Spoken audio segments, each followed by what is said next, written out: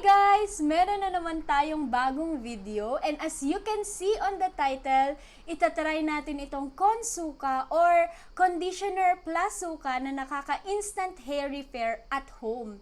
Alam ko naman na marami pa rin tayo talaga na hindi pa rin ganun ka-confident talagang pumunta sa parlor. Kaya why not itry natin itong DIY na to? Since lahat ng gagamitin natin is makikita or makukuha lang natin dito sa loob ng bahay. Conditioner, suka, kutsara, at lagayan. Ganun lang, yun lang yung simpleng kailangan natin para magawa natin.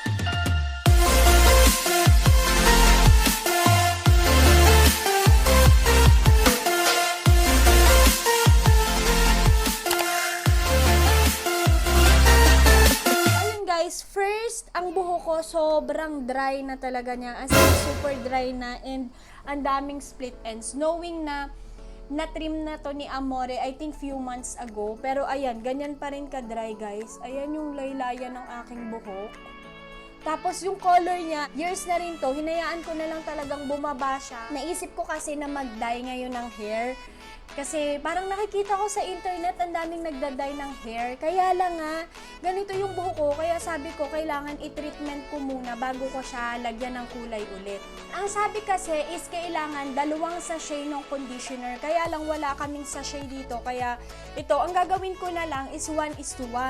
2 kutsara ng conditioner at 2 kutsara din ng suka. Kasi yung sachet parang halos 1 kutsara lang din naman yun, di ba? Lagay natin dito sa lagayan. Kutsara.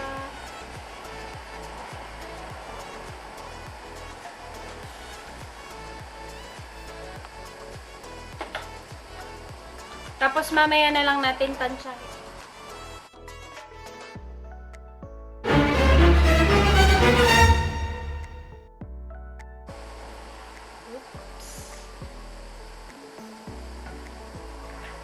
Ayan siya guys. Tapos kailangan haluin natin, ayan. So kailangan haluin natin siya ng maayos para magsanib puwersa silang. Kailangan ko pa ng ilagyan ng 1 kutsarang suka. Dagan ko lang ng konti yung suka guys.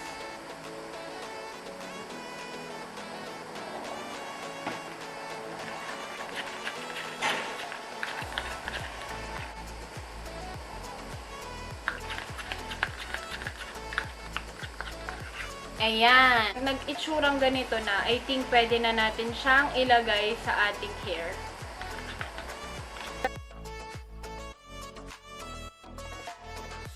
Make sure pala na dito lang sa may lower part nyo ilalagay yung mixture. Iwasan natin na malagyan yung ating amin.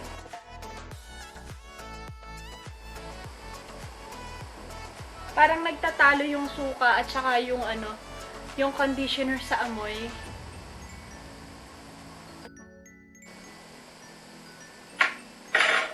Namay ko na guys ha, kasi kailangan naman talaga kamayin to. Alam niyo guys, dati yung buhok ko, sobrang bagsak nito at saka itim na itim. Kaya lang, nung magbuntis ako, ayun, nag-start siya na bigla siyang, hindi ko alam kung bakit bigla siyang nakulot.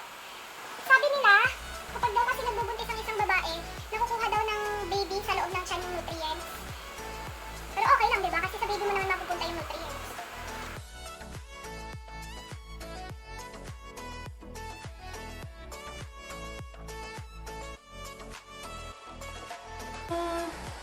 Ginawa kong mixture, sakto lang siya sa buhok ko. So, depende yung dami ng mixture na gagawin nyo sa haba ng buhok nyo.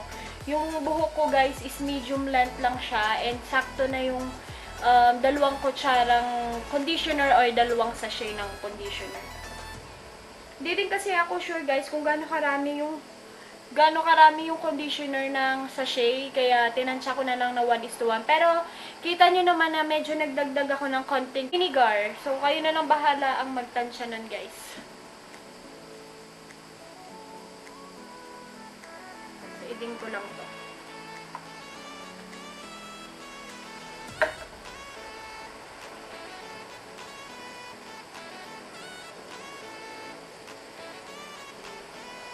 That's it guys. Babalikan ko na lang kayo after 30 minutes. Okay guys, binanlawan ko na siya after I think 45 minutes. And yung amoy niya guys is naglalaban talagang suka at saka conditioner. Search ko lang siya.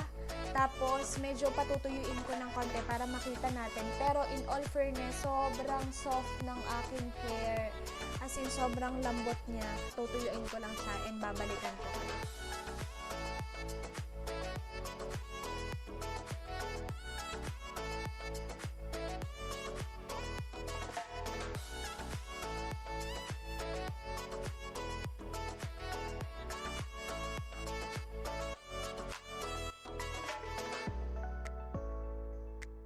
Na-blower ko na siya guys, hindi ko na pinatuyo sa electric pan, mas mabilis kasi pag blower.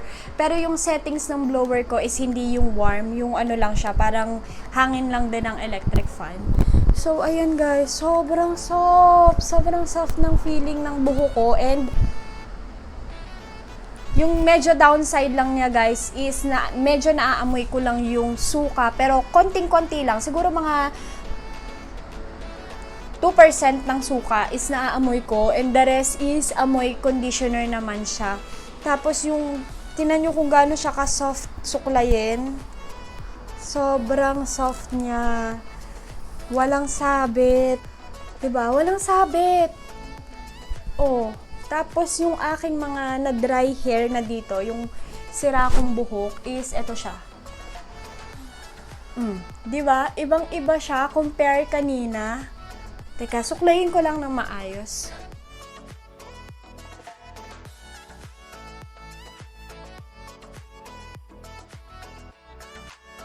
Guys, diba? Super soft niya. Siguro ito, pwede ko na siyang gawin once a week, pero for sure hindi ko siya gagawin kung lalabas ako kasi nga medyo may amoy siya guys. Pero kung magstay ka lang sa bahay, is pwede mo siyang gawin. Ang soft niya sa buhok. Ayan, yung pinaka-downside lang talaga niya is yung amoy niya. Pero, the rest, sobrang soft niya. Habang binabanlawan ko siya, guys, sobrang lambot niya. As in, super lambot. And nakaka-excite. So, pwede ko siyang weekly talagang gawin. So, yes, definitely, it's a 2 thumbs up to our cream silk and Suka. So, yeah guys, thank you so much for watching and dito na natin tatapusin ang aking video na to. I hope you like this video and if you do, don't forget to give me a thumbs up. Comment down below kung meron kayong questions, suggestions, anything because I really do love reading and replying your comments. And again, don't forget to subscribe and don't forget to click that bell button para palagi kang ma-notify every time na mag-upload ako ng bagong video.